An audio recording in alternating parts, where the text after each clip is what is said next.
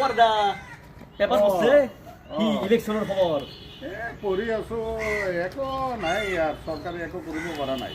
কি কয়ে চৰকাৰে একো কৰিব পৰা নাই হাই কাপাল চৰকাৰে আমাৰ কিমান উন্নয়ন কৰি আছে আপুনি জানে না অসমত গুৱাহাটীত প্ৰথমবাৰৰ কাৰণে IMM খুলছে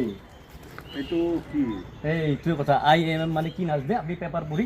চৰকাৰে একো কৰিব পৰা নাই আছো কিন্তু বুজিব পৰা নাই IMM মানে হ'ল Indian institute of management MBA ৰ কোৰ্চ কৰাৰ কাৰণে বৃহৎ এটা সংস্থা এইখন আচ্ছা ভাল এইখন ভাৰতবৰ্ষৰ চব জাগাতে আছে অসমত প্ৰথম হ'ল এটা আমাৰ এইটো ভাৰতৰ গৌৰৱৰ আমাৰ কথা। গৌৰৱৰ কথা ভাৰতৰ আমাৰ মাননীয় প্ৰধানমন্ত্ৰী নৰেন্দ্ৰ মোদী আৰু আমাৰ অসমৰ মুখ্যমন্ত্ৰী হিমন্ত বিশ্ব শৰ্মাৰ এইটো সবল প্ৰচেষ্টাত আমাৰ অসমত এখন IMM হৈছে কিমান আমাৰ উন্নয়ন হৈ আছে এইবোৰ কিন্তু উন্নয়ন কামটো আমাৰ অসমৰ নাম আৰু হৈ যাব গোটেই ভাৰতবৰ্ষৰ অসমক আৰু ভালকৈ চিনি পাব এইটো উন্নয়ন না ভাল ভাল ভাল আপুনি সেই পেপাৰখন পঢ়ি অসম চৰকাৰে একো কৰিব পৰা নাই কিমান উন্নয়ন কৰি আছে আমাৰ অসমে ৰাস্তা ঘাটৰ কথা নকওঁগৈ মই এই ডাঙৰ ডাঙৰ মেডিকেল কলেজ গতিকে একবাৰ কওক বিকশিত অসম বিকশিত অসম অগ্ৰগামী অসম অগ্ৰগামী অসম